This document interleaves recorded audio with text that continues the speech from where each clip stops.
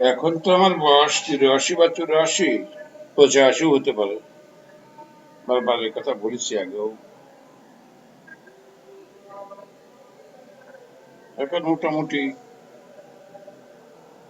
ইসলাম ধর্ম মেনে চলার চেষ্টা করি, সেইভাবে চলছি। মুসলমান হিসাবে চলার চেষ্টা করছি। কতটুকু হচ্ছে আল্লাহ জানে। কিন্তু ছোটবেলার কথা যদি মনে করি, আমি ঠিক ধর্ম কি তা আমি বুঝতাম না। আমি একেবারে ছোটবেলায় যখন গ্রামের বক্তব্য পড়তাম বা ছেলেদের স্কুলে পড়তাম, তখন তো ধর্ম কি এর সম্বন্ধে বুঝতামই না। আমি মানুষ তাও বুঝতাম না। স্কুলে যেতে হয় তাই যাই, সে কথা আগে বলেছি। পরবর্তী পর্যায়ে যখন কামারখালী পড়তে গেলাম, 5-এ ভর্তি হলাম 1944 সালে, তখন জহুর ভাই আমাকে নামাজ শেখালো এবং নামাজ পড়তে বাধ্য করতো। সেখানে নামাজ পড়লাম। তখন বুঝলাম তাই মুসলমান নামাজ পড়তে হবে, তাই পড়তাম। কোথায় 5, 6, 7 নিয়মিতই পড়েছি, কোথায় বিশেষ কাজা যায় নাই। কিন্তু নামাজ পড়তাম এটাই, আবার রোজাও থাকতাম কিছু কিছু, এইটা। এছাড়া আর কিছু কর্তব্য বলে আছে, এটা পড়াশোনা ছাড়া তা আমার কোনো বিবেচনা ছিল না। আমি মুসলমান, আর একজন হিন্দু,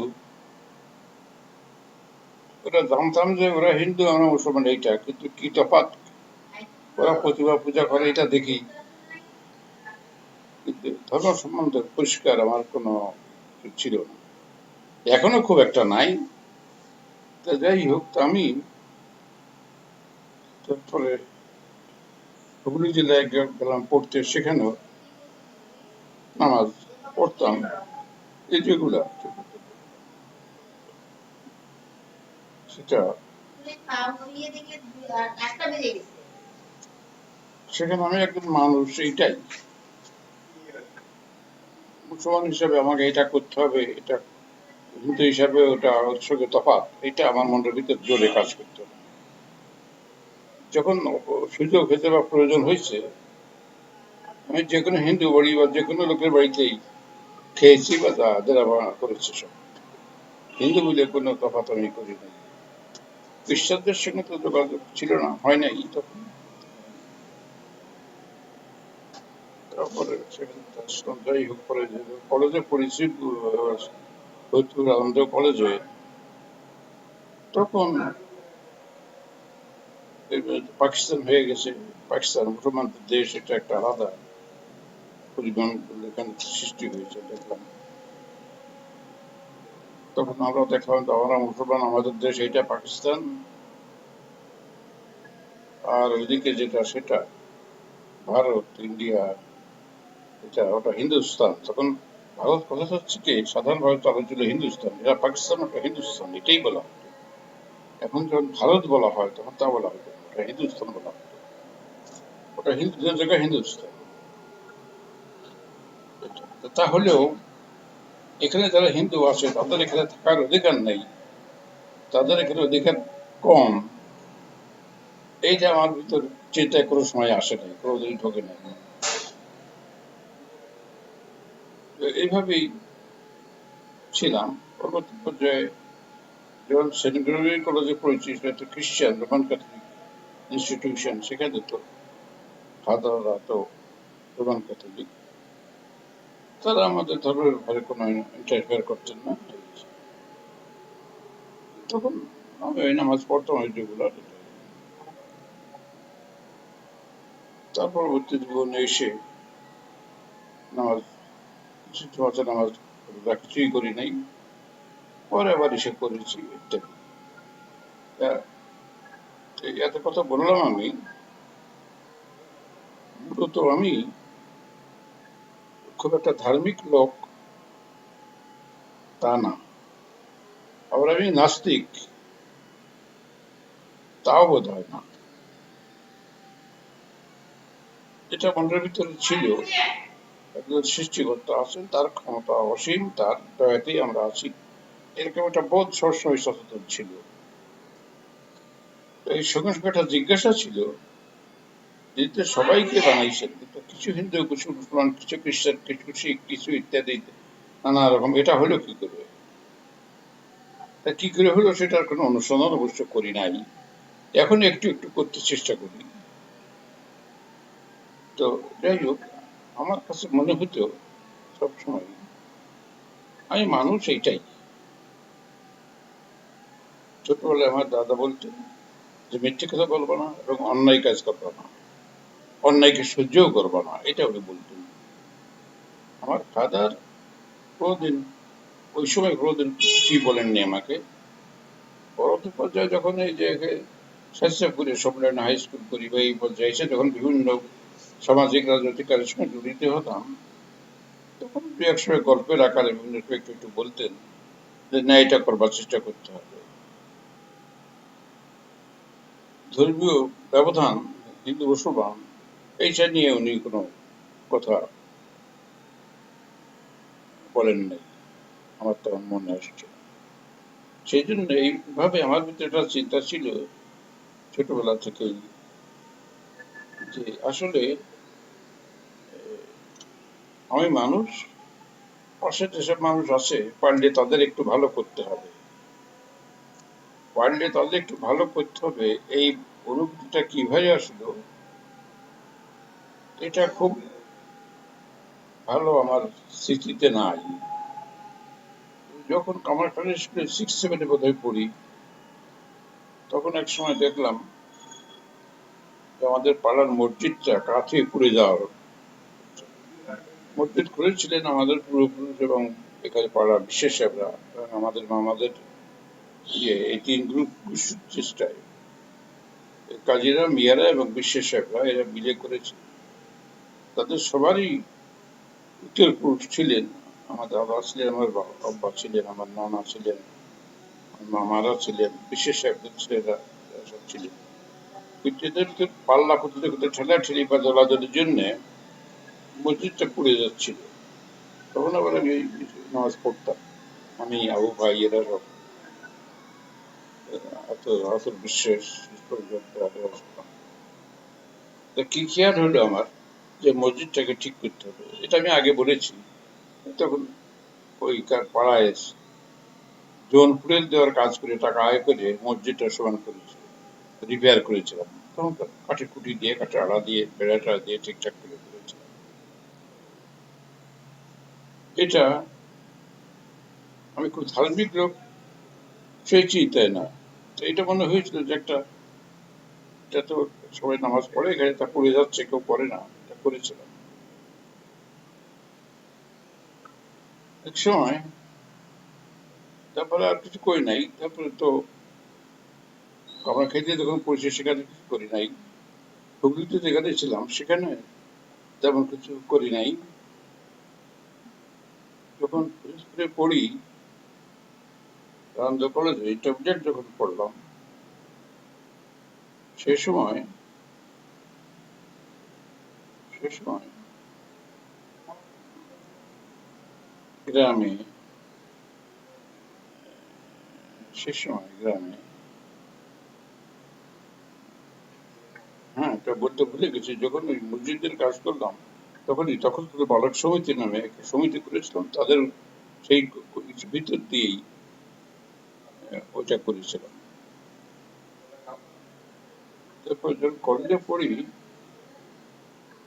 তখন গ্রামে কিছু এই বিশৃঙ্খলাজনক যে সমস্ত কাজকর্ম হতো, বিভিন্ন দলাদলি, এটা সেগুলো আমরা মিলে, সেই সমিতি তখন কার্যকরী ছিল না, তবে আমরা কিছু লোক একমত ছিলাম হয়ে আমরা সেগুলো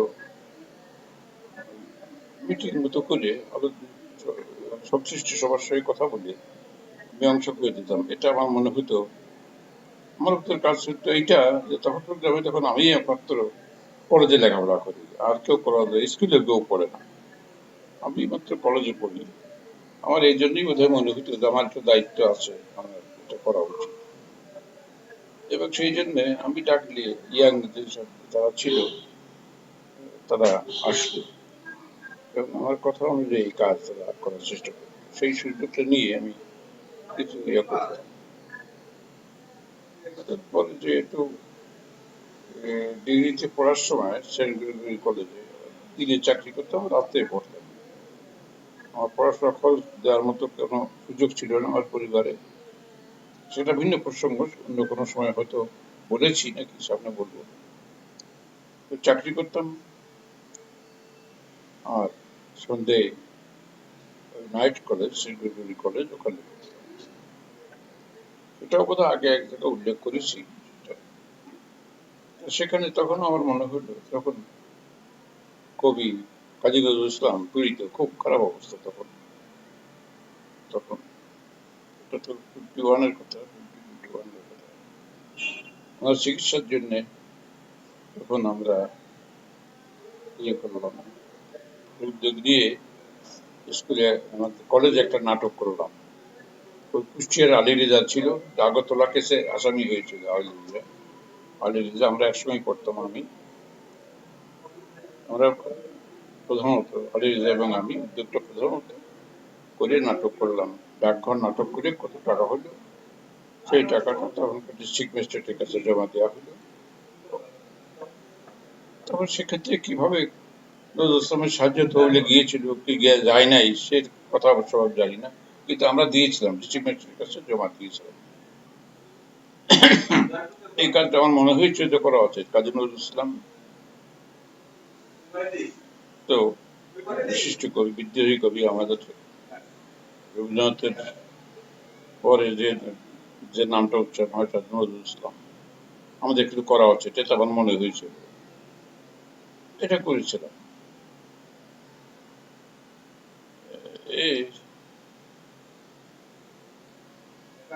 এরপরে এরকম এটা করতাম। তারপরে চাকরি করাকালে, যখন চাকরি করতাম তখন একটা এমপ্লয়ি আমাদের বেতন ভাতা নিয়ে আন্দোলন করতে হতো। সে যে ট্রেড ইউনিয়ন গঠন করেছিল, আমরা যেটা একটা কোম্পানি, একটা কর্মচারী ছিলাম, পাটের ব্যবসার কোম্পানি, সরকারের পৃষ্ঠপোষকে চলতো east Pakistan provincial cooperative jute marketing society.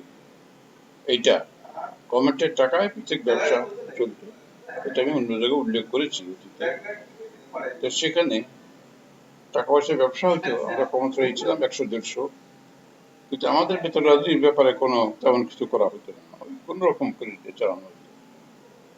সেটা করার জন্য আমি উদ্যোগ হয়ে ট্রেড ইউনিয়ন করেছিলাম, করে রেজিস্ট্রেশন করলাম। সেটাই প্রভিন্সিয়াল এমপ্লয়িজ অ্যাসোসিয়েশন রেজিস্ট্রেশন করলো। আমি তো সেক্রেটারি ছিলাম, সভাপতি ছিলেন আবু বকর সিদ্দিক বলে একজন সুপারভাইজার। এটা করেছিলাম। এটা করতে যে যখন দেখা গেল কর্তৃপক্ষের সঙ্গে আমাদের দ্বিমত হয়, অনেক সময় কারোর বেতন আটকে যায়, নানা রকম সমস্যা হয়, তখন আবার আরেকটা সংগঠন করলাম, কোঅপারেটিভ এমপ্লয়িজ সেভিংস ফান্ড। করে আমরা একটা ফান্ড তৈরি করে ব্যাংকে অ্যাকাউন্ট খুলে রাখলাম, জয়েন্ট অ্যাকাউন্টে চলতো। কেউ সাসপেন্ড হয়ে গেলে বা কারো কোনো বেতন আটকে গেলে, কোনো কিছু হলে আমরা সেই ফান্ড দিয়ে তাকে সাহায্য করতাম। এই ফান্ড থেকে সাহায্য একসময় আমাকেও নেওয়া হয়েছিল, আমাকে সাসপেন্ড করে দেওয়া হয়েছিল। যেহেতু আমি ট্রেড ইউনিয়ন সেক্রেটারি ছিলাম, তখন তো আমাকে ডিসচার্জ করতে পারে না, রিটেন্স করতে পারে নাই, বেতন আটকে রাখছিল। তখন কিছুদিন আমি ওই রকম ছিলাম, পরে ঠিকঠাক হয়ে গেছিল আবার। এটা করেছিলাম। এরপরে বিনোদনের জন্য আবার কোঅপারেটিভ কালচারাল ক্লাব বলে একটা ক্লাব করেছিলাম, সিসিসি, কোঅপারেটিভ কালচারাল ক্লাব। তার একটা বিস্তার অনুষ্ঠান করলাম আমরা, নাটকও করতে গিয়েছিলাম, কেরানির জীবন, বেশ ভালো বিস্তার অনুষ্ঠান করেছিলাম। তখন মুখ্যমন্ত্রী ছিলেন আবু বসির সরকার, তাকে আনা হলো, বিস্তার অনুষ্ঠান দুইবার করেছিলাম। সমক দাস, যে সোনা মিয়া ক্যারিকেচার করতেন, নিরু শামসুন নাহার, লালা, জুবান বানু, তখনকার শিল্পী, শেখ লুৎফর রহমান, এদের সব নিয়ে আসা হলো, 2 বার বিস্তর অনুষ্ঠান হলো, এসব করেছিল। এই সংগঠন করার একটা আমার ভিতর ছিল। এই যে 3টে সংগঠনের কথা বললাম না, 3টেই করেছিলাম। তাতে তখন আমরা ওই এক তালে থাকতাম, ভালোই ছিলাম। পরবর্তী পর্যায়ে চাকরি ছেড়ে দিয়ে চলে গেলাম যখন, তখন তো অন্যরা কি করেছে তার খোঁজ রাখিনি। সেক্ষেত্রে ছেড়ে দিনাজপুর চলে গেলাম, যে থেকে ফিরিয়ে মাগুরা গার্লস স্কুলে যখন আসলাম, গার্লস স্কুলে হোক, মেয়েদের দিয়েও 2 বার আমের সুমতি এবং একটি বিন্দুর ছেলে নাটক করেছিলাম, মেয়েদের দিয়েই করেছিলাম, এবং সেটা খুব পছন্দ করেছিল গার্জিয়ানরা, মারা বাবারা দেখেছিলেন। এটা করেছিলাম। সেখান থেকে আসার পরে আমি তৈরি বহুবার নাটক করেছি, বহু বিস্তর অনুষ্ঠান করেছি, বহু করেছি, এসব করেছি। এইসব যখন করেছি, তাহলে এটা কোনটা ধর্মের বিপক্ষে যাচ্ছে, কোনটা ধর্মের পক্ষে যাচ্ছে, এটা আমার বিবেচনায় ছিল না। হয়তো কেউ সমালোচনা করেছেন এসব করেছি বলে, তো এসব করতাম। কিন্তু একটা জিনিস আমার ছিল যে মিথ্যেকে প্রশ্রয় দিই নাই, সেটা আমি অতীতে বলেছি। যে নারায়ণগঞ্জে যখন চাকরি করতাম, তখন অফিসের টাকা অন্যভাবে ব্যয় হয়ে যেত। যেভাবে হওয়ার কথা সরকারি টাকা, সেটা সেভাবে ব্যয় হতো না। আমি অ্যাকাউন্ট সেকশনে চার্জে ছিলাম, সেই জন্য আমি ক্যাশ বইটাই লিখতাম। ব্যাংকে থেকে টাকাটুকু তোলার দায়িত্বটা আমার ছিল, পেমেন্টকে শেয়ার করতে হতো, হিসেবপত্র আমি রাখতাম, ক্যাশ বইটাও আমি লিখতাম, ভাউচারটা আমার তত্ত্বাবধানে থাকতো। তো পরবর্তী পর্যায়ে যখন একটা তদন্ত হলো, তাতে আমি ঠিক কোথায় বলেছিলাম, এই পুরো স্টেটমেন্ট দিয়ে দিয়েছিলাম, এইভাবে টাকা আসে, এই টাকা এইভাবে ব্যয় হয়েছে। আমার সেই কথা বলার পরে সমিতির চেয়ারম্যান রশিদ আহমেদ, হামিদুল হক চৌধুরী সাহেব, তৎকালীন পাকিস্তানের অর্থমন্ত্রী, তার ভাস্তি জামাই রশিদ আহমেদ, কলকাতা মোহাম্মদ স্পোর্টিং এর সেন্টার ফরওয়ার্ডে খেলতেন রশিদ আহমেদ। উনি ব্যক্তি হিসাবে আমরা তাকে ভালোই দেখেছি, কিন্তু এই যে টাকা পয়সা মিসইউজ হতো, এতে উনি, ওনার কি বিভঙ্গ ছিলেন সেটা জানি না, কিন্তু উনি যেহেতু অফিস চিফ, তাই উনি হয়ে গেলেন, ওনার পদ থেকে সরে যেতে হলো। চাকরি চলে গেলেন, উনি ছেড়ে দিলেন তা জানি না, এখান থেকে চলে গেলেন সেন্ট ক্লিয়ারন মারাতে, চাকরি দিয়ে চলে গেলেন। এখানে আসলেন এনএ জাগিরদার, নেসার আহমেদ জাগিরদার বলে একজন আসলেন, তিনি চালালেন। তো এই যে পরিবর্তন হলে, পরিবর্তন হওয়ার আগেই তখন এই বোর্ড অফ ডিরেক্টর্স এর সদস্য ছিলেন এই যে মহামানুষকে আব্দুল মান্নান খান, পরে গভর্নর হয়েছিলেন আমাদের দেশের, যার তো নাম সবাই খারাপ ভাবে জানে এখন। আর একজনের নামও খারাপ ভাবে জানে, চাঁদপুরের খন্দকার মোশতাক আহমেদ, এই ডাইরেক্টর ছিলেন। মোট 9 জন ছিলেন, তোমাদের এই 2 জন ছিলেন। সিলেটের আব্দুল খালিক আহমেদ ছিলেন, আর একজন কোথাকার মঈনুদ্দিন আহমেদ, এরকম 9 জন বিভিন্ন দেশে ছিলেন, যারা যার যার জেলায় ওই সমবায় সমিতির প্রধান বা এই হিসাবে তারা ডাইরেক্টর ছিলেন। তো সেখানে সেই বোর্ড অফ ডিরেক্টর্স মিটিং এ একদিন অনুমতি নিয়ে উপস্থিত হয়ে তাদের সঙ্গে খুব আমি কড়া ব্যবহার করেছিলাম। মিটিং এর ভিতরে বলেছিলাম, আমি একটু ক্ষিপ্ত হয়ে, এটা আগেও বলেছি এক জায়গায়, ক্ষিপ্ত হয়ে বলেছিলাম, আপনাদের লাঠৌষধি দরকার, এটা বলেছিলাম। এটা বলার পরে সেদিন মিটিং এ বসে ওনারা আমাদের পে স্কেল অ্যাপ্রুভ করে দিয়ে গেছিলেন, দিয়ে আর থাকেন নেই, নাস্তাও করেন নেই, যাও খান নাই, সঙ্গে সঙ্গে নারায়ণগঞ্জ থেকে চলে গিয়েছিলেন। তো এই যে করেছিলাম যখন, আমি মনে করলাম আমি না এটা করছি, ওরা অন্যদিকে খরচ করেন, নিজেরা খাওয়া দাওয়া করেন, অনেক টাকা বিল নেন, কিন্তু কর্মচারীদের যেটা ডিউ সেটা বিষয়গুলো বিবেচনা করেন না। আমি সেক্রেটারি হিসাবে খুব জোরেই বলেছিলাম। যাই হোক, এটা করেছিলাম। এরকম আরো পরবর্তী জীবনেও আমার অনেক জায়গা আছে। মাগুরা এসডি এর সঙ্গে আমার হয়েছে, যশোর ডিসি ছিলেন রুহুল কুদ্দুস সাহেব, তার কাছে আমি নালিশ করেছিলাম সরাসরি, যে রুহুল মাগুরা এসডিও এসে হক নিবদ্ধ হয়ে গেলেন, অনেক কথা, সেটা আলাদা। তা যেটা অপ্রিয় হয়েছে, সত্য হলেও অপ্রিয় হলেও সত্যি হলে আমি তা বলে দিয়েছি। এই বিরোধিতা আমি সব সাহেবদের বলেছি, আসাদ সাহেবকে বলেছি, মাজুল হক সাহেবকে বলেছি, সরাসরি অন্য নেতারা যে কনসার্ট সেগুলো আমি বলেছি। বললে তো কিছু হয় না। আমাদের দেশের যে সংস্কৃতি চলছে সমাজের ক্ষেত্রে, রাজনীতির ক্ষেত্রে, সরকারি কর্মকাণ্ডের ক্ষেত্রে, আমার বয়স থেকে বিশেষ করে পাকিস্তান হওয়ার পর থেকে যা দেখেছি, পাকিস্তানের প্রথম দিকে কিছু কিছু সুবিচার, ন্যায় কাজ এবং অফিসার তাদের কাজকর্ম কিছুটা হতো। তারপর পরবর্তী পর্যায়ে এসে ৫৫-৫৬ সালের পর থেকে এসে আস্তে আস্তে আস্তে আস্তে হতে হতে ন্যায় কাজ, ঠিক কাজ করতে হবে এটা আর থাকলো না। ঘুষ নিয়ে কাজ করার প্রচলন চালু হলো। প্রথমে একটু একটু শক্তি প্রচলন হলো এনএসএফ এর দিয়ে। এনএসএফ যে হলো, ছাত্র সংগঠন করা হলো, এটা দিয়ে শক্তি দিয়ে কিছু কাজ শুরু হলো। তারপর পর্যায়ে ছাত্র লীগ হলো,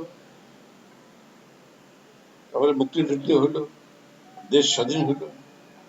দেশ স্বাধীন হওয়ার পরে আমার অসমাপ্ত জীবন কাহিনীটি শেখ মুজিব নিজেই বলেছেন, আমার মুখের থেকে হাত চলতে বেশি। এই যে উনি বলেছেন যে আমার মুখের থেকে হাত চলতে বেশি, ওই সেই থেকে দেশে হাত চলা চালু হয়ে গেছে, শক্তি প্রয়োগ করা সব জায়গায়। এই যে শক্তি প্রয়োগ করা শুরু হয়েছে তখন থেকে শুরু হয়েছিল। তারপরে তো এটা খুব অপ্রিয় কথা, বলা খুব ঝুঁকিপূর্ণ এখন, সেই সময় চালু হয়েছে। তারপরে শেখ মুজিব পরে আসছে, বিভিন্ন মোর্চাক আহমেদ এসছেন, তারপরে জিয়া রহমান সাহেব এসছেন, এসব দিন দিন সেটা বাড়িছে হতে হতে। তারপরে আবার খালেদা জিয়া এসছেন, ওটা চলছেই, একটু বাড়িছে। খালেদা জিয়া, শেখ হাসিনা আসলেন, আর একটু বাড়লো। আবার খালেদা জিয়া আসলেন, সেটা চলতেই থাকবে। আবার শেখ হাসিনা এসছেন, এখন তো এখন এটা কোনো, এটা বৈশিষ্ট্য হয়ে গেছে, ঘুষ দিয়ে, অন্যায় করে, জোর করে কাজ করতে হবে। এই যে সমস্ত প্রকার দেখছি,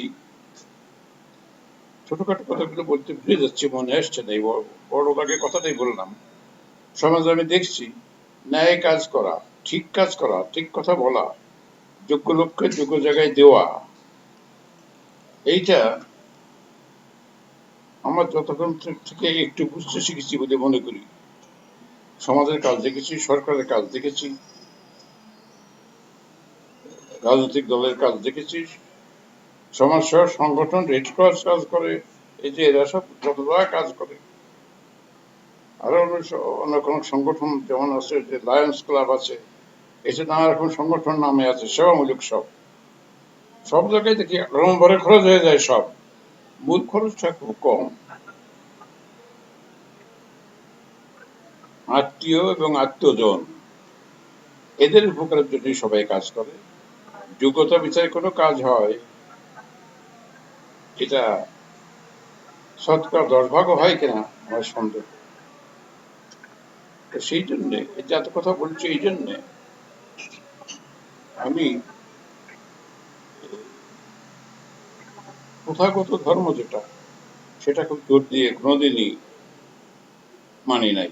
আমার বিরোধিতা করেছি, আমি সব করিও নাই, করেছি, কিন্তু আমি কোনো অন্যায়কে কোনোদিন প্রশ্রয় দিয়েছি আমার মনে আসে না। কোনো প্রজাকে হয়তো চুপ করে দেখেছি, পারি নাই বলে, প্রতিহত করতে পারি নাই, শক্তিতে কোলায় নেই, করি নাই। কিন্তু পারিদের যত অন্যায় যেখানে যা হয়েছে আমার সামনে এসছে, আমি প্রতিবাদ করেছি বা প্রতিরোধ করেছি। তো এ করতে যে হয়েছে কি, আমার জীবনের জন্য, আমার পরিবারের জন্য আলাদা করে আমি কিছুই করতে পারি না। এই প্রসঙ্গে একটা গল্প বলি। আমাদের সায়ংমদিয়ার প্রফেসর এবাজ হোসেনের, রাজশাহী ইউনিভার্সিটি বাংলা বিভাগে ছিলেন, বাংলা বিভাগের চেয়ারম্যানও ছিলেন। এবাজ সাহেব বলতেন যে দাঁত দিয়ে দুটো কাজ করা যায়, খাওয়া যায়, কথা বলতে সাহায্য হয়, খাওয়া যায়, আবার কামড়ায় ঝুলিয়েও থাকা যায়। কিন্তু কামড়ায় ঝুলিয়ে যদি থাকা যায়, তখন দাঁতের যে প্রধান কাজ, খাওয়া এবং কথা বলা, এ কিন্তু বন্ধ থাকে। গাছ দিয়ে ঝুলে থাকলে ঝুলে কিছুক্ষণ থাকা যায়, কিন্তু ততক্ষণ খাওয়া এবং কথা বলা এই কাজটা বন্ধ, মূল কাজ যেটা সেটা বন্ধ থাকে। আমার জন্য তাই হয়েছে। সারা জীবন যেটা অন্যায় সামনে পড়েছে সেটা প্রতিরোধ করার চেষ্টা করেছি। তা করতে করতে আমার জন্য যে কিছু করা দরকার ছিল, আমার পরিবারের জন্য কিছু করা দরকার ছিল, এই হুঁশটা, এই জ্ঞানটা আমার ছিল না। আমি কিছুই করি নাই। আমার পৈতৃক যে জমাজমি ছিল ভাগ করে যে সামান্য পেয়েছি তাই আছে। আমি আমার জীবনে কিছু জমি একসময় মাগুরা থেকে কিনেছিলাম, আবার কেনার 1 বছর পরে আবার বিক্রি করে দিয়েছিলাম ওই মেয়ের বিয়ে দেওয়ার সময়। আমার জীবনে বাড়ি যেখানে এখন বাড়ি করে আছি, এই বাড়ি থেকে রাস্তা বের করতে যে আমার চাচার কাছ থেকে 3.25 শতক জমি আমি কিনেছিলাম রাস্তাটা করার জন্য।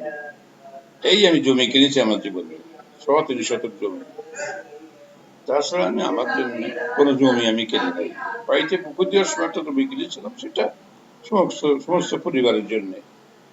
আমার সেটা ওই 7 শতক 9 শতক এরকম কত হবে, কিন্তু আমি আমার জন্য 3.25 শতক জমি কিনেছি। আমার ব্যাংকে কোনোদিন কোনো টাকা জমা থাকে নাই। এই পরবর্তী পর্যায়ের অভিযোগ টাকাটুকু দিতে মাঝে মাঝে 5-10 হাজার, সেইটে আমার সময় ব্যাংকের তো রাষ্ট্রীয় সেখানে থাকতো। এই আমার ব্যাংকে কোনো টাকা জমা ছিল না। এখন তো কিছুই নাই, কোনদিন আমার ব্যাংকেও টাকা থাকে নাই। অ্যাকাউন্ট একটা ছিল, যেহেতু শিক্ষকতা করতাম, ব্যাংকের অ্যাকাউন্টে টাকা আসতো, সেই হিসাবে একটা অ্যাকাউন্ট ছিল। শেষ পর্যন্ত কোথায় 100-150 টাকা ছিল, তারপর তো আর জানি না কি হয়েছে, আর নাই। আমার কোনো টাকাও নেই, আমার কোনো জমা জমিও নাই, আমি জমি জমা করি। পৃথক হয়ে যে বাড়ি করতে হয়েছে, একটা চেষ্টা করেছি, সেটা আগে বলেছি। বাড়ি একটা ছোট্ট একটা বাড়ি, কয়েক রুমের আছে। প্রথমে 1তলা 2তলা করেছিলাম, পরে উপরে আরো 1-2টো রুম করেছি এখানে এসে অন্যান্য কারণে। এইটাই, মানুষ মনে করে বোধহয় আমি বড় লোক, পাকা 3তলা বিল্ডিং আছে, এটা কিন্তু তা নয়। এটা বহু কষ্ট, না রকম ধারণা করে করেছিলাম, আস্তে আস্তে যারা শোধ করেছি সেটা পরিচ্ছন্ন জায়গায়। তা আমি সারা জীবন ধরে অন্যায়কে অন্যায় বলার চেষ্টা করেছি। এই ব্যাপারে আমার দাদা প্রথমে আমাকে এই সচেতন করেছিলেন। আমার খাদার উপরে এসে প্রকারান্তরে বলেছেন। আমার বাবার একটা কাজের একটা দৃষ্টান্ত এখানে দিতে পারি। এটা বোধ হয় 92, 91, 92, 93 সালে হবে। আমার ফাদার মারা গেছেন 1994-তে, এটা 92 বা 91 সালে হবে। এই সময় 1-2 দিনের কথা। আমার ফাদারের দৃষ্টিভঙ্গিটা তাহলে বোঝা যাবে, যেটা আমি কিছুটা মেনে চলার চেষ্টা করি। একদিন সকালে 9:30টার দিকে আমি স্কুলে বেরিয়ে যাচ্ছি, ওই নীলাম্বনের বাড়িতে নিচের তলা বারান্দায় দেখলাম আমার ফাদার বসে আছেন, আমার আব্বা বসে আছেন, আর তার পাশে আরো 2জন বুড়ো মানুষ, তাদের পাকা দাড়ি, খুব বলিষ্ঠ গঠন, বেশ শক্ত সমর্থ সচ্ছল গৃহস্থ লোক বলে মনে হলো, বসে আছে। আমি তাদেরকে দেখে আমি শীতকাল চাদর টাদর গাইতে আমি নেমে যাচ্ছি। সিঁড়ি দিয়ে যখন শেষ সিঁড়িতে নেমে গেছি যখন, তখন ওরা কি কথা বলছেন আমি শুনি নাই, উত্তরটা আমার কানে গেল। আমার ফাদার বলছে, দেখো বাবু, তোমরা 1 লাখই দেখো, 2 লাখই দাও, আমি কিছু তো সই করতে পারবো না, জমি আমাদের না, আমি কিছু সইও করতে পারবো না। 1 লাখ 2 লাখ 91-92 সালে আমাদের গ্রামে তখন অনেক টাকা। এই কথা শুনলাম, টাকা দেওয়ার কথা কি বলছে, যেহেতু স্কুল চলে যাবো সেজন্য আমি চলে গেলাম। তারপর রাত্রে এসে বোধহয় শুনলাম যে পরদিন সকালে যে 2 লোক এসেছিলেন, ওরা কি তো উনি এসে বললেন যে ওরা যে ওখানে পাকুড়ার বিলিয়ে আমার বাপের নামে জমি আছে অনেক, কত সেই জমি ওরা কত একটা দলিল করে দিলে পারে 2 লাখ টাকা দেবে। 2 লাখ কি 1 লাখ, আমার এখন ওর পরিমাণটা মনে হচ্ছে না, কোথায় 2 লাখ। তো যাই হোক, দিতে চাচ্ছে। তাই বললাম যে ওর জমি তো আমাদের নামে থাক, যাই থাক, ওর জমি আমাদের না, আমি ওর কাগজে সই টই করতে পারবো না, টাকাও আমার না। এটা শুনলাম। এর 5-6 মাস পরে সেই দুটো লোক আবারও এসেছিল। পরবর্তী পর্যায়ে এটা আমরা জানতাম না, ওই পাকুড়ার বিলে ওখানে যে বিল, সেই বিলের তলানিতে বহু জমি, বোধহয় 50 একর জমি টমি এরকম, সেটা আমার দাদা কাজী বজলুর রহমানের নামে রেকর্ড আছে। আমার দাদাও কোনদিন আমাকে বলেন নাই, আমার বাপ জানতেন কি তাও আমি জানি না। তো ওই দিন 2বার ওরা এসে সেই করেছে যে আপনারা এটা কি কাগজের কাছে সই করে দেন, তাহলে টাকা। তার ফাদার তা করেন নাই। তখন এটা ওই জমিদার তৎকালীন হয়তো জমিদারি প্রথা উচ্ছেদের আগে ওই জমিটা বিলি বন্দোবস্ত দেখা দিচ্ছেন আমার দাদার নামে, যাতে জমিদারি উচ্ছেদের সঙ্গে ওটাও চলে না যায়, বোধ হয় কি তা জানি না, আমরা খোঁজ করিনি কোনোদিন। তাই যে 50 একর জমি বা তারও বেশি কাগজ পরে তাই নিয়ে, সেটা এখনো সত্য সাব্যস্ত হয়নি, সেখানে মামলা মোকদ্দমা মারামারি এসব হচ্ছে, কাগজে বহু রিপোর্ট দেখেছি। সেই গভর্নমেন্ট বলছে ওটা খাস খতিয়ান নেই, আবার ওখানকার লোকে জাল কাগজপত্র বানায় নিয়েছে, তারা বলেছে আমাদের কেনা আছে। ওই জাল কাগজপত্র বানানোর জন্যই আমার ফাদারের কাছে এসেছিলেন টাকা দিয়ে যে। তো এইটা বলছি, আমার ফাদার ওই জাতীয় কোনো প্রলোভনে পড়েন নাই। আমাকে বলেছেন যে কোনো এই জাতীয় কোনো কাজে কোনো সরাসরি হবে না। তো এটাকে আমি মনে করছি এইটাই ঠিক কাজ, এটা ধর্মের কাজ। ফাঁকি দেওয়া, অযাচিত কোনো কিছুকে অবৈধভাবে দেওয়া, এটাকে আমি ধর্ম বলে মনে করেছি। এই নামাজ পড়া, টুপি মাথায় দেওয়া, দাড়ি রাখা, খালি দোয়া কালাম পড়লাম আর কাজকর্ম সবই সুবিধার জন্য সবই করলাম, এইটা আমার কাছে কোনো সময় গ্রহণযোগ্য মনে হয়নি। তো এটার অনুসন্ধান তো ভালো করে করতে পারি না। আমাদের মৌলভী সাহেবের কাছে এসব কথা বলতে গেলে তারা তো রেগে যান, নানা কথা বলেন। এখন অবশ্য কিছু কিছু মৌলভী হয়েছেন, তারা বলেন যে না, এটা তো ঠিক কাজ করা, তো এটাও তো ইবাদত, এটাও তো ইবাদত, ঠিক কাজ করতে হবে। এখন আমি নিজে তফসিল পড়ে দেখছি যে হ্যাঁ, ঠিক কাজ করতে হবে, রাইটাসনেস, ঠিক কাজ, এটা অবশ্যই করতে হবে, এটা না হলে হবে না। নামাজ পড়তে হবে ঠিকই, জাকাত দেওয়া, ঠিক কাজ করা, অন্যের পাল্লা মানা, এটা এটা ধর্মের প্রধান বিধান, এটা স্বীকার করতে হবে, এটা মানতে হবে। আমি এখন সমাজে দেখছি, এখন যে সমাজে আমরা বাস করি, এখানে বহু, এখন সবকিছুই তো খুব প্রচার হচ্ছে এখন। আগে তিনি এত মৌলভী ছিলেন না, এত মহাদ্দেশ মুফাসসির, এত কারি, এত এই যে সব এসব ছিলেন না, এত প্রকাশক ছিল না। তখন একরকম ছিল, এখন অনেক হয়েছে, অনেক রকম মত, অনেক রকম ইসলামিক দল, অনেক রকম অন্য দল, অনেক মানবিক দল, মানবতাপন্থী দল, মুক্ত মনের মানুষ, এসব বহু দেখছি। কিন্তু ঠিক কথাটা বলা, এরকম মানুষ তো দেখা যায় না। কিছু লোক দেখা যায় কিছুদিন ঠিক কথা বলেন, পরে দেখা যায় কিছু একটা সুযোগ কোনো জায়গা থেকে, বিশেষ কর্নার থেকে পেয়ে তারা চুপ হয়ে যান, আর কোনো কথা বলেন না। এই রাষ্ট্রের উপর পর্যায়েও দেখা যায়, নিচের পর্যায়েও দেখা যায়। আমার অনেক ছাত্র দেখেছি, গোড়ার দিকে ভালো ছিল, কর্মজীবনে যে তারা দেখেছি তাদের সুবিধার্থে যা কিছু করা দরকার করে যাচ্ছে। যত উপরে যাওয়া যায় ততই সেটা তো এখন খুবই দৃশ্যমান। আমাদের দেশের যে রাজনীতি হচ্ছে, সমাজনীতি হচ্ছে, আমাদের দেশে সাংবাদিকতা আছে, আমাদের দেশে যে বিভিন্ন প্রচার যন্ত্র হয়েছে, এরা কি করছে সেটা সম্বন্ধে বলা মুশকিলজনক। ঠিক কাজটা করতে 2-4 জন চেষ্টা করেন, করলেই না এরকম ফেসাদে পড়ে যান, হ্যারাসমেন্টে পড়ে যান, তারপরে ওরা চুপ করে থাকেন। এই যে একটা অবস্থা, এই অবস্থা দেখে আমি বর্তমানে নিঃশব্দ হয়ে আছি, কিন্তু বুঝি না। আমার এখন মনে হচ্ছে কিছুই করা উচিত না, কিন্তু কিছুই না করলে তো সমাজে বেঁচে থাকার জন্য তো কিছু করতে হয়, কিন্তু কিছুই তো ঠিক করে করা যায় না। আমি শিক্ষকতা করেছি, শিক্ষক করতে করতে যে প্রথম দিকে যাই হোক, শেষে এসে দেখেছি যে টাকা খরচ না করলে কিছুই পাওয়া যায় না। আমি খরচ করি নাই, আমি হেডমাস্টার থাকা পর্যন্ত আমার স্কুল টাকা পয়সা তখন পাই। আমার চেয়ে অনেক খারাপ স্কুল টাকা পয়সা পেয়ে গেছে, বিল্ডিং হয়েছে, দোতলা হয়েছে। আমার একতলা একটা বিল্ডিং হচ্ছিল না, অনেক কষ্টে শেষে একটা ছোট 2-3টে রুম হয়েছিল, কিন্তু টাকা পয়সা খরচ করে এটা আগেই হয়ে যেত। আমি করি নাই, হয় নাই।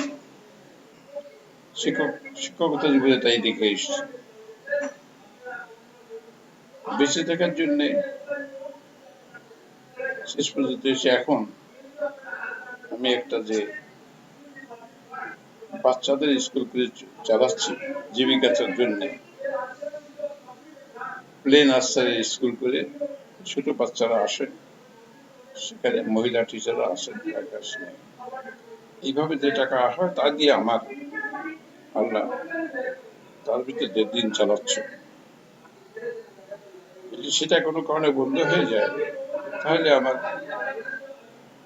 রুজি কিভাবে চলবে আল্লাহ জানে। এইভাবে আছি।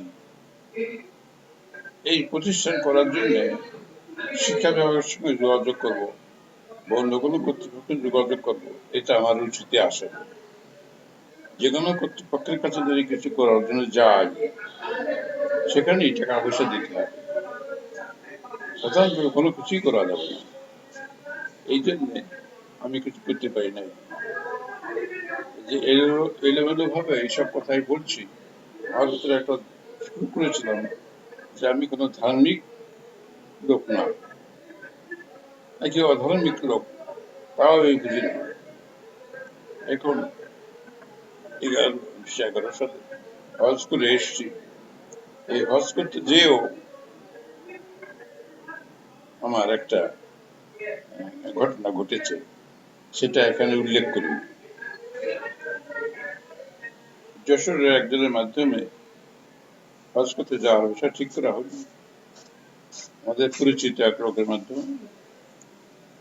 সেখানে বলে কত টাকা লাগবে, উনি কত বললেন, তখন 1,72,000 না, 1,70,000 না, 2,70,000 টাকা লাগবে, ভুলে গেছি এখন। সেই টাকাটা জোগাড় করা হলো, সেটা ছিল না, তো এটা দেওয়ার কারণ হলো এই টাকাটা আমার মেয়ে যে স্কুল ভাইস প্রিন্সিপাল চালায়, যেটা সেই হিসেব করে বললো যে আপনার টাকা হস্ত লোন করে দেওয়া যাবে না, ধার করে দেওয়া যাবে না। তো এখন আমার টাকা, আমি বলে আমার তো টাকাও নেই।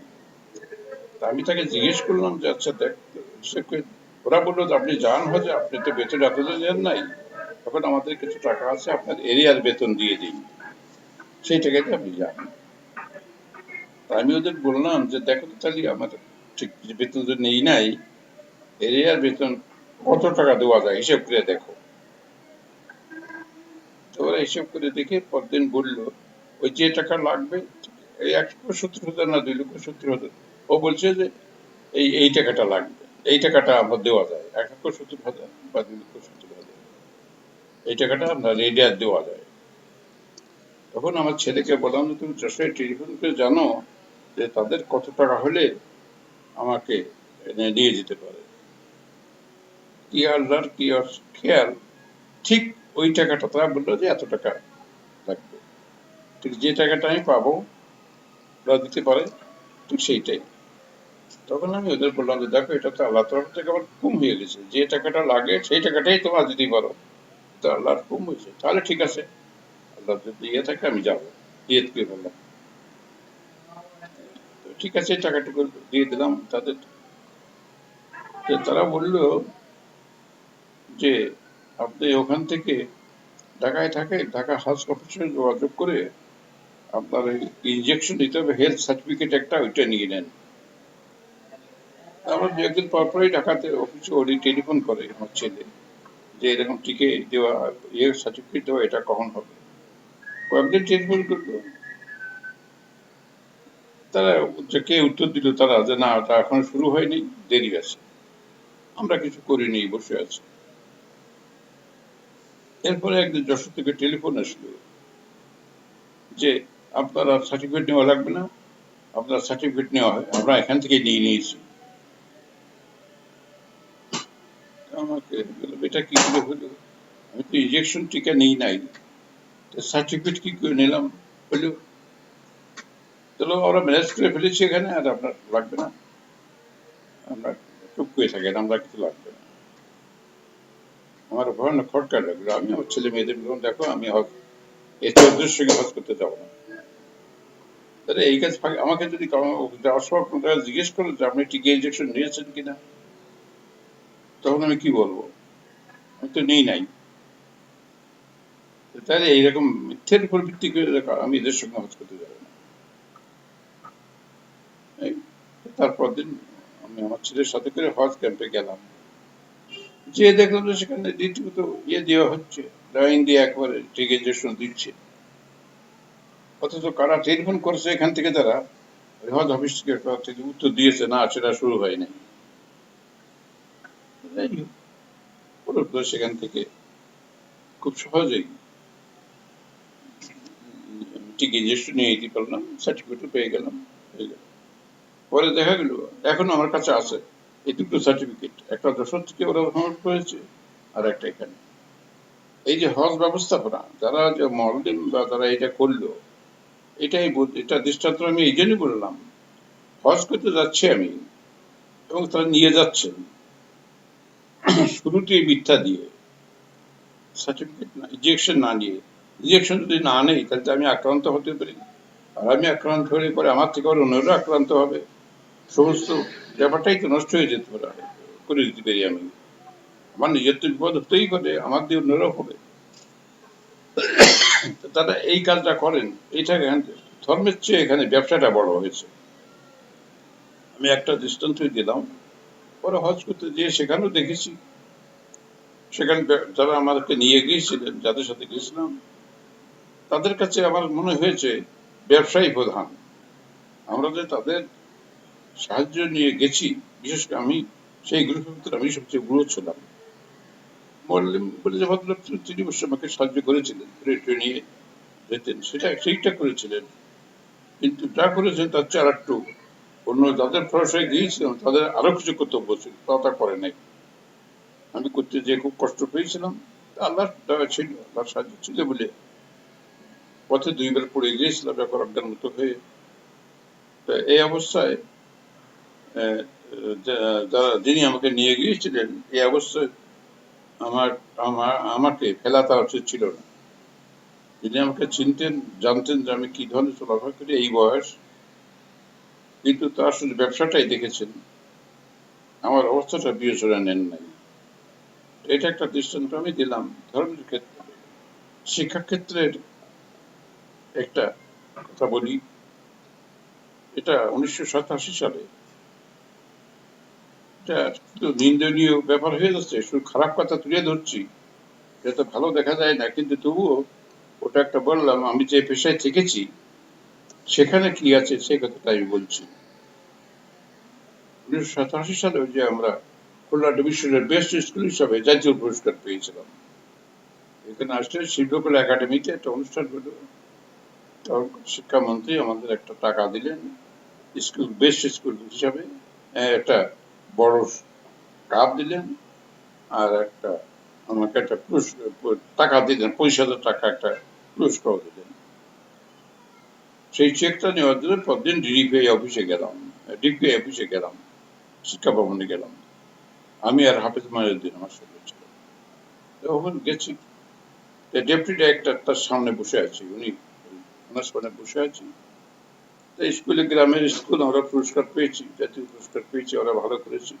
উনি শুনে টুয়ে বললেন যে, আপনার ভালো করেছেন, সুন্দর গ্রামে এমন চেষ্টা করে করতে পেরেছেন। আমি বললাম, হ্যাঁ তা তো করেছি, আমরা তো গ্রামে থেকে কষ্ট করি, তো আমাদের তো আপনারা সাহায্য করেন না কোনো। ডেপুটি ডাক্তার উনি বললেন, নাম ভুলে গেছি এখন, ওই চেকটা নেওয়ার জন্য বসে আছি ওনার সামনে শিক্ষা ভবনে।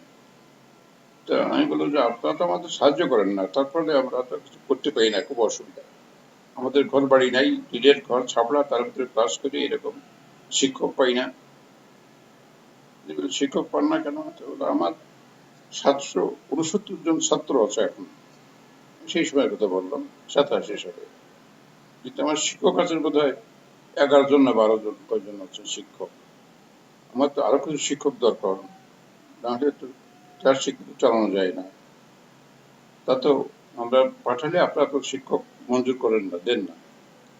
অথচ আমাদের পাশে স্কুল আছে, সেই স্কুলের ছাত্র 300, তাদেরও ছাত্র কিন্তু আমাদের মতো 12 জনই আছে। তারা কিছু ছাত্র নিয়ে 12 জন শিক্ষক, আর আমার 769 জন নিয়ে আমার 12 জন শিক্ষক। উনি হেসে বলছেন যে, তা আপনি যে কাগজ পাঠান তাতে কি লিখেছেন? কেন, আমাদের 769 জন ছাত্র তাই লিখে পাঠাইছে। বললেন, তা হলে তো হবে না, যেহেতু 770 আছে, আপনি 1500 ছাত্র লিখে সেইভাবে কাগজ পাঠাবেন, তাহলে আমরা তার অর্ধেক বাদ দেবো, অর্ধেক হিসেবে টাকা ছাত্রকে। আর আপনি যে স্কুলের কথা বলছেন যে 370, তারা দেখেন কি তারা ওই 700 লিখে পাঠাইছে, তারা 700 লিখে পাঠাইছে বলে তারা 12 জন পেয়ে গেছে। আর আমরা 770 জন লিখেছেন, সেটা তারা 12 জনই আছে।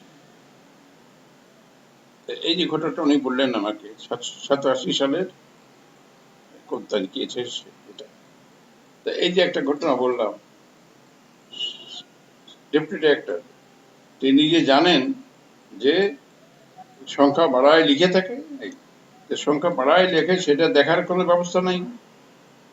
ওই যে কাগজ আসে তারপরে ওরা অর্ধেক ধরে দিয়ে দেন। এই যে একটা গোজামিনের অবস্থা,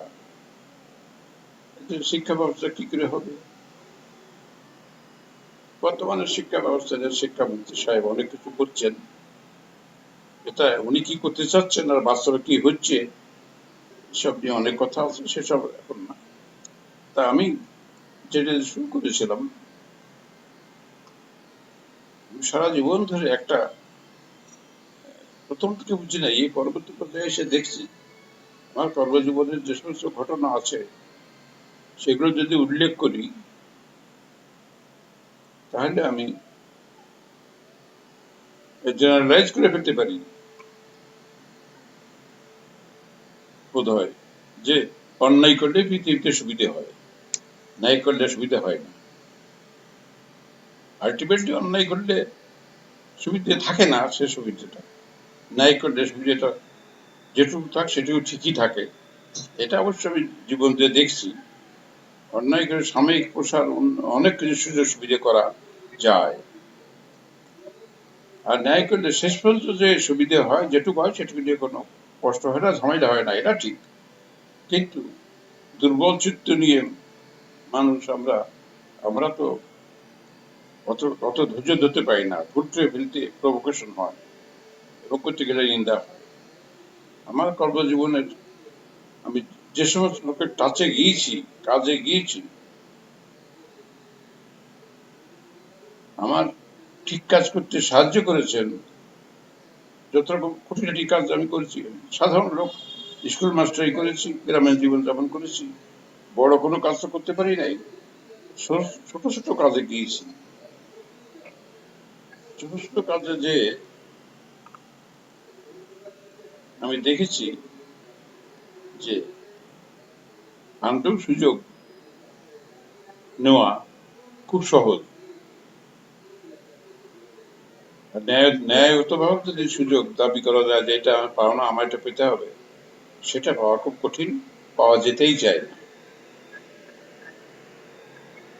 আমি যদি দৃষ্টান্তগুলো দেই তাহলে অনেক বিশিষ্ট লোক, অনেক নাম করা লোক, পদস্থ কর্মকর্তা, অফিসার, তাদের দুর্নাম করা হয়ে যাবে।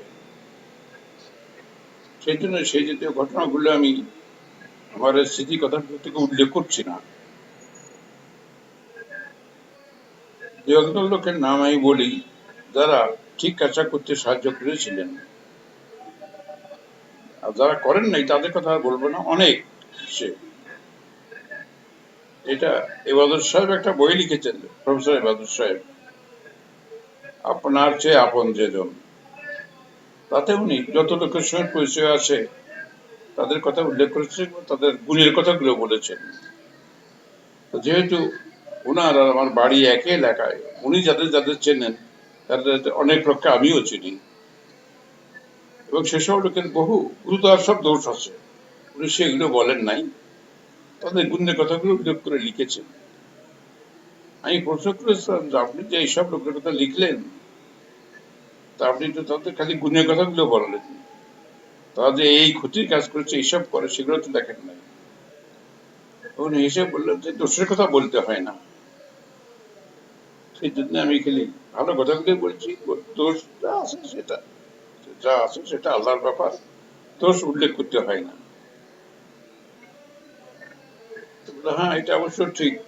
এটা আমরা একটা কবিতা ছোটবেলা পড়েছিলাম, যে আমার ভালো মনে আসছে না, যে খারাপ লোক যে সে খারাপ কথা প্রকাশ করে, আর ভালো লোক যে খারাপ কথাগুলো গোপন করে খালি ভালো কথাগুলো বলে।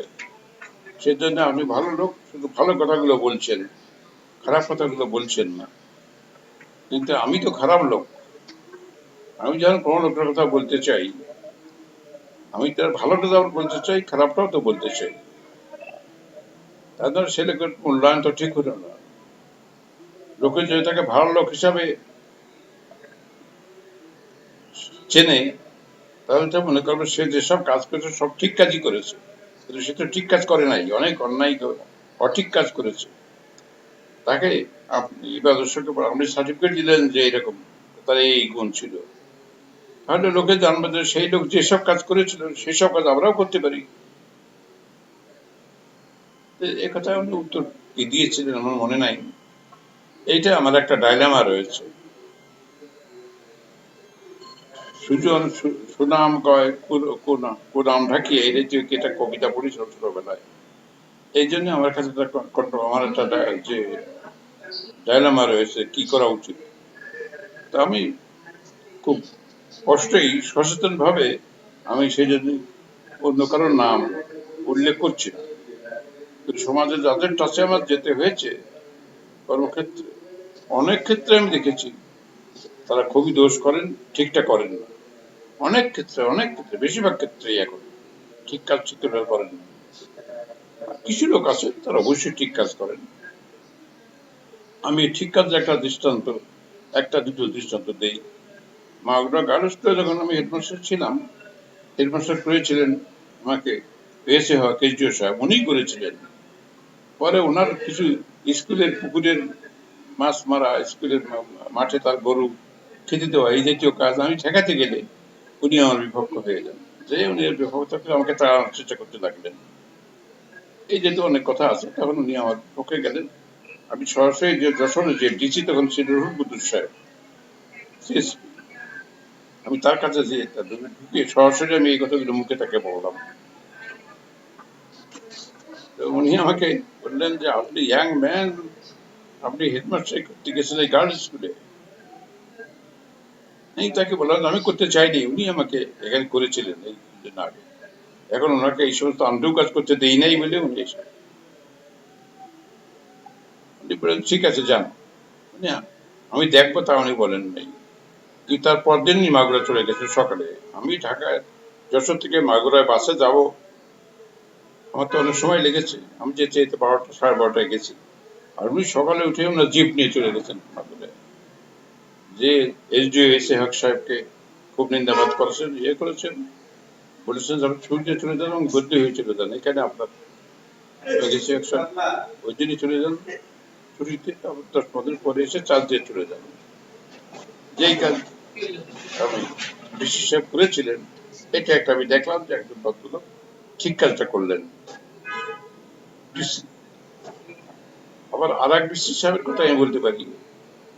সেই ডিসি সাহেব আমার সঙ্গে খুব পরিচয়।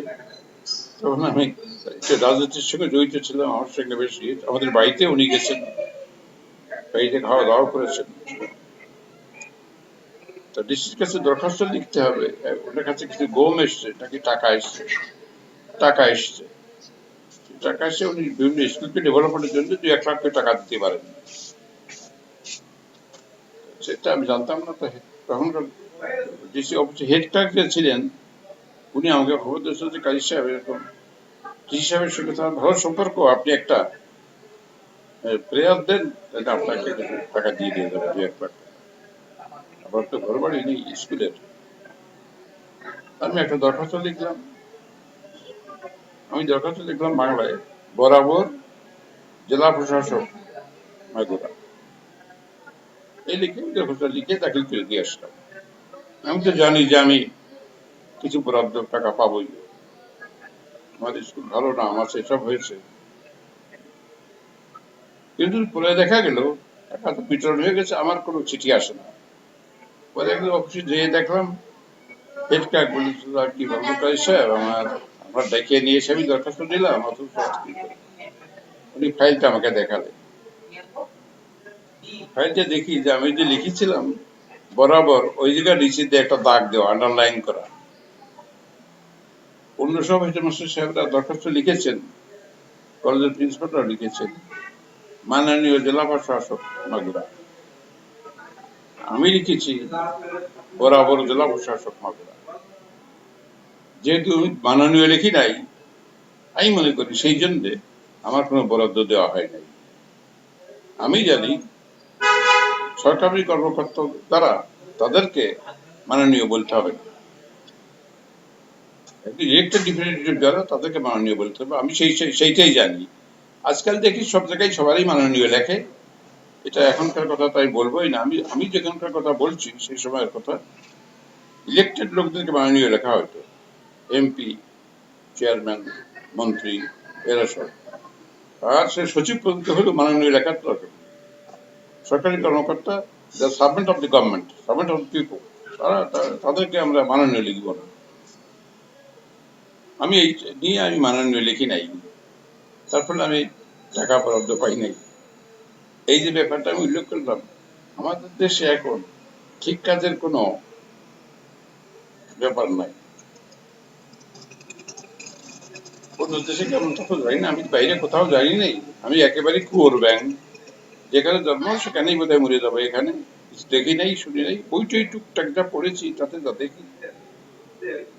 অন্য দেশের অবস্থাটা বোধ হয় একবার এরকম না।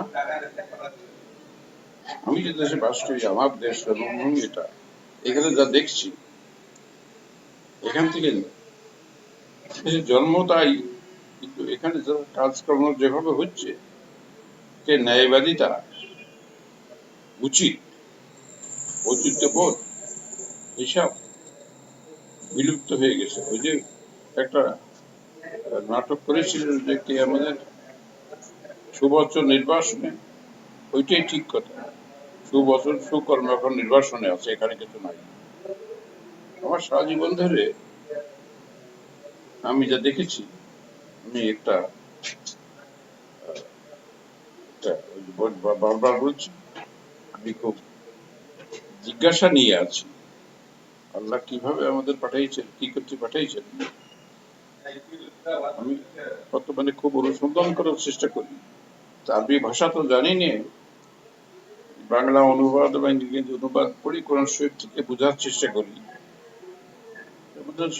মোটামুটি একটা জিনিস বুঝেছি, রাসূলুল্লাহ জীবনের সম্বন্ধে যেটুকু টুকটাক ধারণা হয়েছে, কথা হচ্ছে তাতে যেটা আমি এখন বোধ করি, পৃথিবীতে প্রাচুর্যের আশা করা উচিত হবে না। সহজ সরল সাধারণ জীবন যাপন করা, সাধারণ মাপকাঠিতে যেটুকু আসে ততটুকু করাই উচিত। এদিক দিয়ে আমাদের হাতের কাছে দেখেছি মৌলানা ভাসানী সাহেবকে, জীবনযাত্রা খুব সাধারণ ছিল, সাধারণ পোশাক, সাধারণ খাওয়া, এসব দেখেছি। এদিকটা ওনার খুবই অনুকরণযোগ্য, ওনাকে দেখেছি। আমার এখন যা পৃথিবীর ইয়ে থেকে মনে হয়, জীবন দর্শন এরকম দাঁড়াইছে, পৃথিবীতে অনেক পাওয়ার চেষ্টা করতে হবে না, অনেক সুযোগের চেষ্টাও করতে হবে না। সাধারণভাবে সংক্ষেপে যা পাওয়া যায়, সাধারণভাবে জীবনটা যে চলে যায়, তাতে খুশি থাকা উচিত। অনেক পেতে গেলেই অনেক ঝঞ্ঝাট, অনেক খারাপ কাজের ভিতরে যেতে হবে, অনেক খারাপ করতেও হবে এবং ফলও অনেক খারাপ আসবে। সেই জন্য খুব কমের ভিতর দিয়ে সাধারণভাবে যে চলা যায় সেটাই ভালো হবে। সেক্ষেত্রে চলার জন্য অবশ্য আমাদের সমাজে যা এতক্ষণ বলছি, এইসবগুলো বিরক্তিকর, দেখে কষ্টকর মনে হয়, কিন্তু যদি নিজের বিবেকের কাছে সম্বন্ধে সচেতন হওয়া যায়, তাহলে ওগুলোকে উপেক্ষা করতে হবে। চারিদিকে যা হচ্ছে সেগুলোকে মন্দ বলে মনে করতে হবে, সেগুলো পাওয়ার জন্যে অহেতুক হাত বাড়াতে হবে না। সাধারণভাবে ন্যায়ভাবে যেটুকু পাওয়া যায় সেইটা পেয়েই সাধারণভাবেই দিন কাটাবার, সময় কাটাবার চেষ্টা করা উচিত। এইটা মনে করে এখন আমি মোটামুটি শান্তিতেই আছি, আল্লাহ আমাকে ভালোই রেখেছেন বলে মনে করি। কিন্তু ওই কথাগুলো মনে হয় কি জন্যে, সাধারণভাবে আমি বহু বহু ভুগে, বহু ঠেকে, বহু রকম ইয়ের ভিতর দিয়ে করে এইটুকু ধারণা করতে পেরেছি। সাধারণ লোকের পক্ষে তো এটা আমিও সাধারণ লোক, কিন্তু আমি অনেক ইয়ে করে এটুকু বুঝেছি যে সরল সরল যত কমের জীবন হয়, কম বড় অম্বল প্রয়োগ না করে সাধারণভাবে যদি কাটা যায় তাহলে ভালো থাকা যায়, সেইটাই উচিত। সেই জায়গায় চিন্তায় পৌঁছানো খুব কঠিন। আমাদের যে সমাজ ব্যবস্থায় পড়েছি আমরা, এটা খুবই কষ্টকর হচ্ছে। সেই জন্যে এত কথা বলে আমি এটা কনক্লুশন করতে চাচ্ছি, এই যে সমাজে অন্যায় হচ্ছে, অবিচার হচ্ছে, তো সবকিছু একটা শেষ আছে, শেষ হয়ে যাবে একসময়, যে আবার অবিচার হবে না। মাঝে যে পিরিয়ডটা, এই পিরিয়ডটা যারা তাদের ভুক্তভোগী হয়ে তারা কষ্ট পায়, তো কষ্ট তারাই পাবে যারা ওইসব অহেতুক সুযোগ নিতে যায় বা সুযোগ নেয়।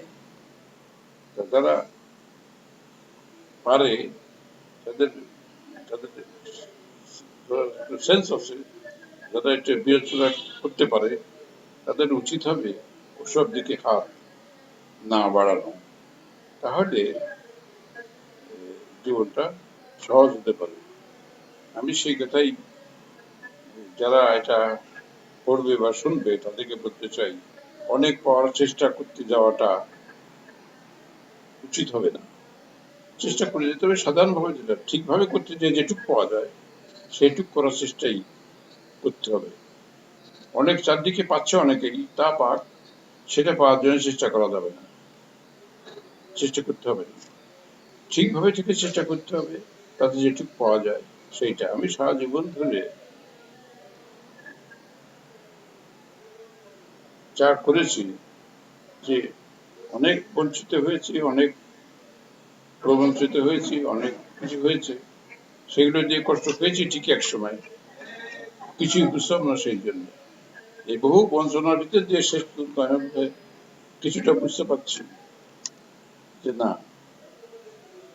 যে শেষ কথা বলেছে রবীন্দ্রনাথ, অনায়াসে যে পারে ছলনার সহিতে, সে পায় তোমার হাতে শান্তি রক্ষায় অধিকার।